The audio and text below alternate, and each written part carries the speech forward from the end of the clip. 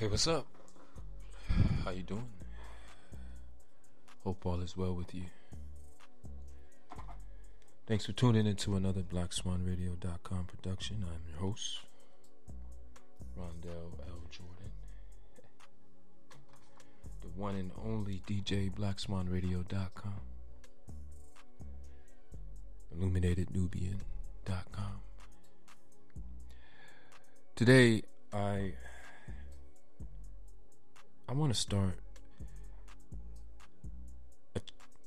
a new thing. Well, for me, I've been doing this for some time. I read verses out of the Bible. Not verses out of the Bible, but stories out of the Bible. You can find different people who can rhyme and riddle and bounce through the scriptures and quote this and that. But very rarely do you hear someone actually read the stories word from word right out of the scriptures like a scholar. Because, see, these stories are allegories. These are not literal, but literary works that illustrate principles and gives us insight to the world, our origins.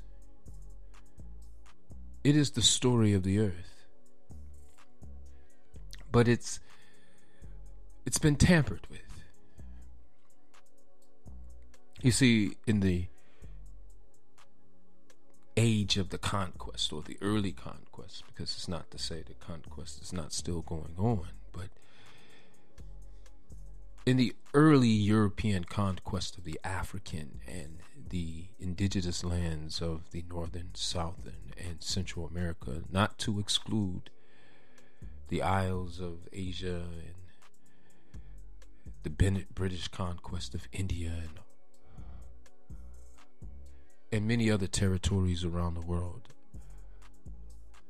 I'm here focused on the continents, focus on the invasion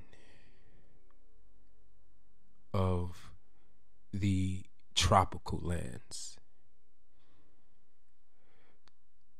where the people were pigmented, not because of race, but because of the environment, because of the geography.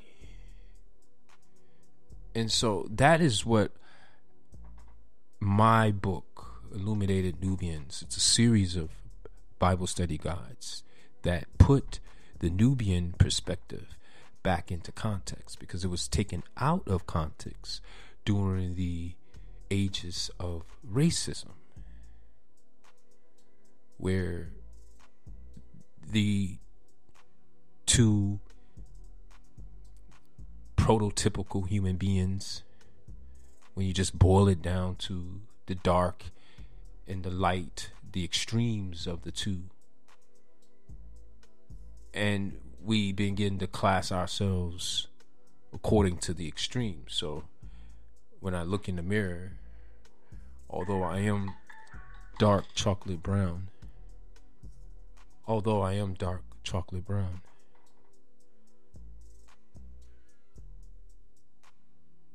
the fact of the matter is I am not black. That is an identification based off of a programming, how I was raised, how I was made to believe. And much of it is a result of peer pressure, right? Others who have accepted that identity, imposing that identity onto me. And so I have adopted it, meaning it is not naturally the true me, but it is an adopted concept, an ideology.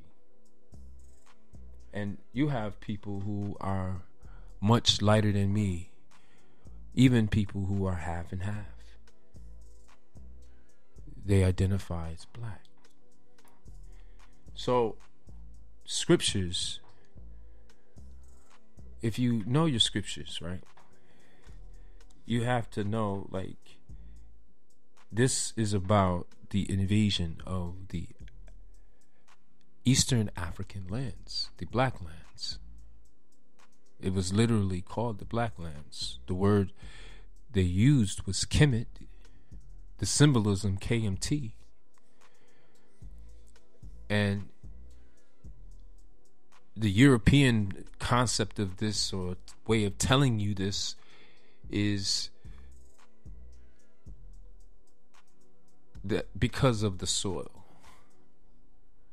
because of the flooding Nile River produced nutrient rich soil that was fertile and great for cultivation. And this is very, very, very important to keep in mind when you read the story of Genesis. The Genesis is a story about the invasion of an African lands, and its essence being taken and hidden within the details of the spells, because it's also a curse. Genesis 3.1415.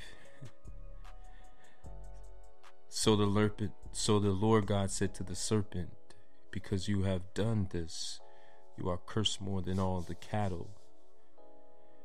So, unfortunately, our people have been kept in the dark and led to believe, which means to BELIEVE.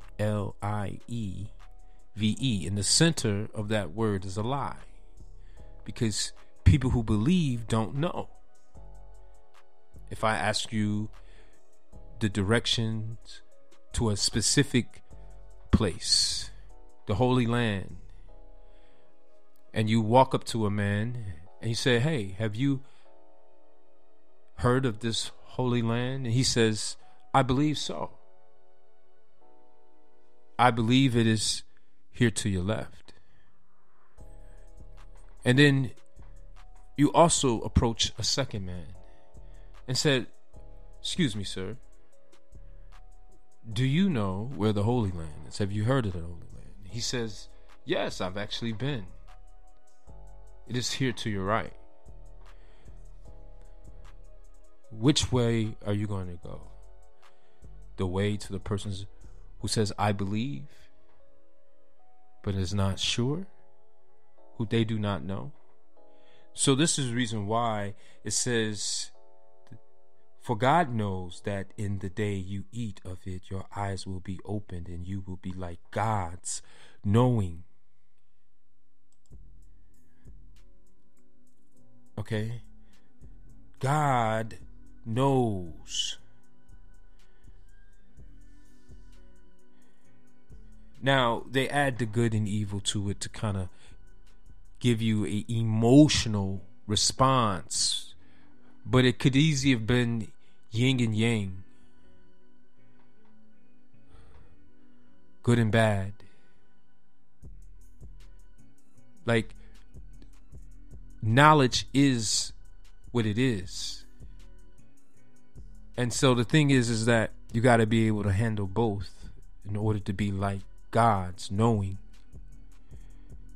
Knowing is the truth. Believing is a theory, a theology, a philosophy, or a combination of them. And so I'm here to be a voice of reason, a voice that will direct your thoughts higher towards God. And I'm not telling you to look up deep to find this deity circulating in space. I am leading you to your roots. And just like the way your roots go, because roots is the nutrients, it takes the essence of the earth and give you the vitamins to be able to grow. So what people see is the growth, the manifestation. But there was a process, and there's a process that continues to enable the vessel to be visible, to manifest, to sustain.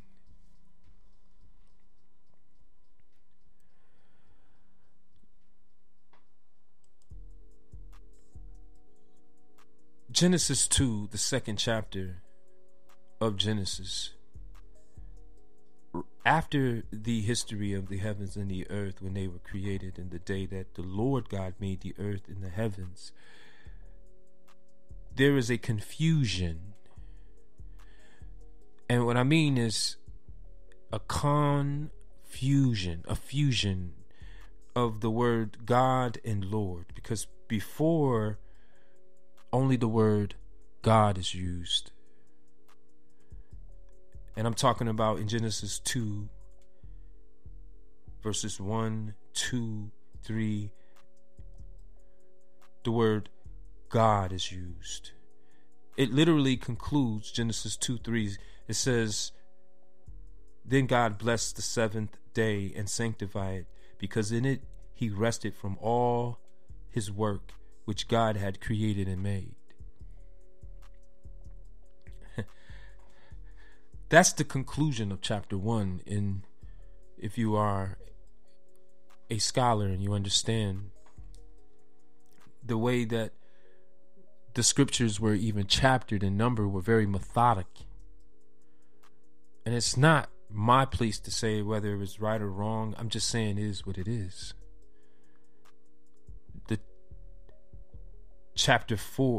Verse 4 literally states, "This is the history of the heavens and the earth when they were created in the day that the Lord God made the earth and the heavens."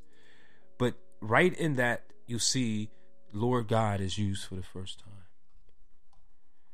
And that confusion is why people conflate God with Lord and don't notice the difference between the two. And that they operate individually after chapter 4. So, well, actually, I should have said they act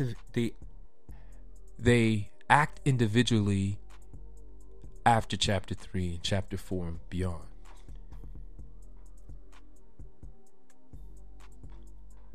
And chapter 4 ends or concludes with, "Then men began to call on the name of the Lord," named after Seth, who was the god of the Redlands.